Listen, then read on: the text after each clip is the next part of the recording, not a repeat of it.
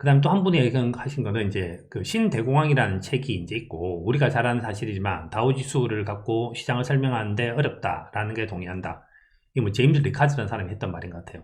신대공황에서는 다우존스 지수에 가려져 있는 뭐가 어려워서 디플레이션 국민이 올지도 모른다고 합니다. 근데 실제는 요즘에 보면 물가 상승을 염려하고 있습니다. 경제는 디플레를 염려하는데 인플레 기대 심리가 나타나는 현상을 어떻게 해석하는 것이 옳은지 궁금합니다. 이건 제가 예전에 썼던 거 뭐 한 몇 달 전에 했던 건데, 왜 현재 경제가 이제 K자형으로 움직이냐, 왜 현재 실물 경제가 나쁘다라고 하는데 주가가 올라가냐, 그때 했던 얘기랑 거의 비슷한 얘기인 것 같아요. 사람들이 참 대공황에 대한 얘기를 정말 많이 합니다. 대공황. 우리나라는 삐딱하면 IMF에 대한 얘기를 하고, 그 미국은 삐딱하면 대공황에 대한 얘기를 하고, 그 다음에 독일은 삐딱하면 이제 그 하이퍼 인플레이션에 대한 얘기를 많이 하죠. 그거는 이제 트라우마로 남아있는 무엇인가가 이제 존재하기 때문이라고 봅니다. 그래서 대공황에 대한 얘기를 이제 조금 한번 해보는 것이 필요하다고 생각을 하는데, 일단은 이런 위기가 일어나는 이유가 도대체 뭐냐에 대해서 레이 달리오는 인플레이션, 디플레이션이라고 하는 것이 발생하고, 이것이 발생한 이유는 뎃에서 온다라고 합니다. 뎃. 이건 레이 달리오 설명이고, 그 다음 민스키의 설명도 거의 비슷합니다. 헤지드 하든지 스페큘러티브 하든지 폰지 하든지 전부 다 뭐가 있는가 하면 돈을 빌리기 때문이죠. 돈을. 그래서 돈을 빌리기 때문에 금융시장이 불안정해진다. 다 똑같은 맥락이에요.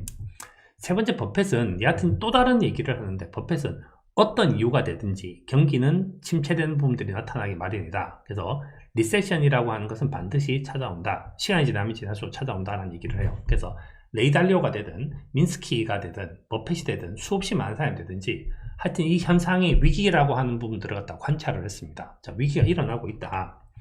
그럼 도대체 이 위기가 왜 일어나고 있냐라고 하는 것 부분에서 대공황과 가장 비슷한 파트, 디플레이션 사이클을 보면 레이 달리오가 이렇게 설명을 해서 스텝으로 나눴습니다.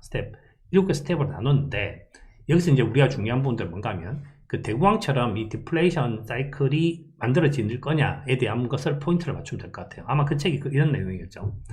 자, 사이클 초기에는 이제 부채보다도 소득이 더 증가를 많이 합니다. 경제는 좋고 부채는 낮죠. 그 1930년도도 기술이 몹시 발전을 했었습니다. 그래서 라디오, 그 당시에는 이제 지금 현재 TV나 냉장고, 세탁기 뭐 이런 것들이 있었었고, 그 앞에는 라디오가 있었는데 라디오가 폭발적으로 발렸죠. 라디오가 폭발적으로 바뀌면서 생산성이 아주 좋아졌습니다. 그래서 새로운 시대가 열렸다. 영원한 번영의 시대에 접어들었다. 호황과 불황의 사이클은 이제 끝났다. 이제는 계속적인 호황이다 라는 얘기를 했고, 이제 부는 계속 늘 것이고 주가도 계속적으로 오를 것이다 라는 이제 것이 신문의 기고가 됐어요. 아주 행복했던 그런 시기가 있었죠. 이 당시에는 중앙은행이 뭘 했는가 하면 돈을 풀었습니다. 저금리를 했고 양적 팽창을 했죠. 그러면서 드디어 돈을 많이 빌리기 시작했어요. 사람들이 많이 빌리기 시작했고, 당시 FRB는 금리를 인하를 했죠. 금리를 인하니까 월스트리트에서 이런 얘기 했습니다. 지금처럼 좋은 일은 없었다. 좋고도 좋다 이런 얘기를 하고 있죠. 그리고 이제 자산 가격과 소득이 증가되면서 드디어 신용이 확대되고 신종 대출 상품하고 다양한 금융공학 기법이 만들어졌는데, 결국은 그 당시 뭔가 하면 1910년도부터 시작해 1930년도까지 뭐가 있었는가 하면 그 이제 뭐 주식이 많이 올랐고 농장도 많이 올랐고, 그러니까 부동산, 주식 모든 자산들이 이제 버블이 만들어지기 시작했죠.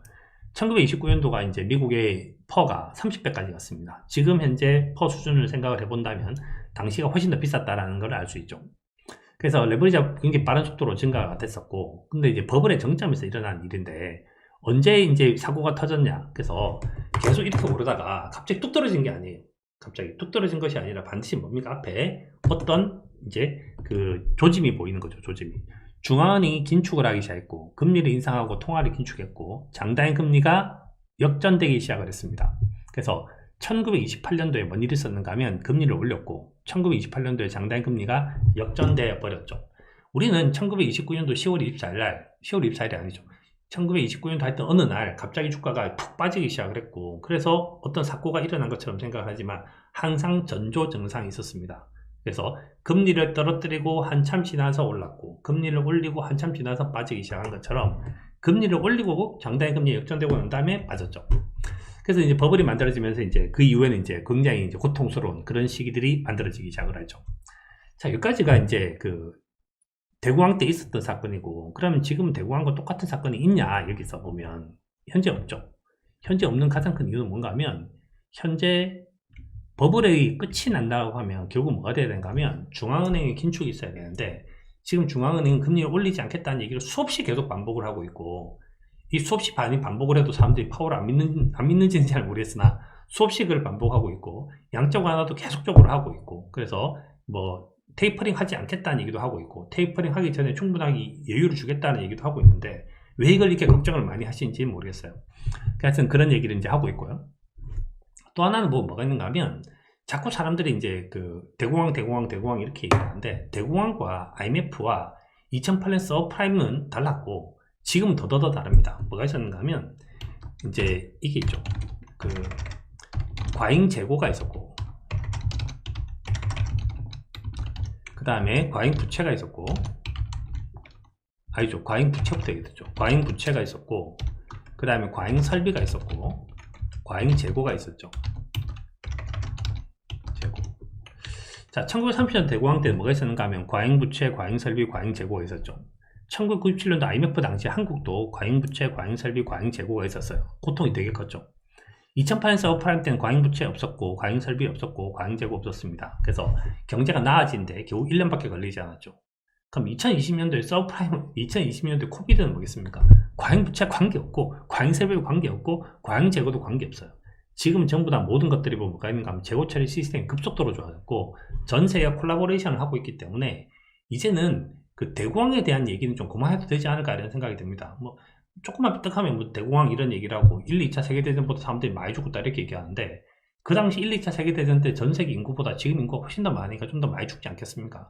그래서 뭐 하여튼 그런 자료를 봐야 되지 않을까 하는 생각이 들어요. 그래서 자꾸 이제 미래 사회를 아무 관계 없이 매핑하는 건 좀 위험한 거죠. 좀 더 디테일을 봐야 될 필요가 있지 않을까 이런 생각이 듭니다. 그래서 그 책을 보시면서 그렇게 좀 이제 그 틀린 부분들 잡아내시면 좀 공부에 훨씬 더 도움이 되지 않을까 하는 생각이 듭니다.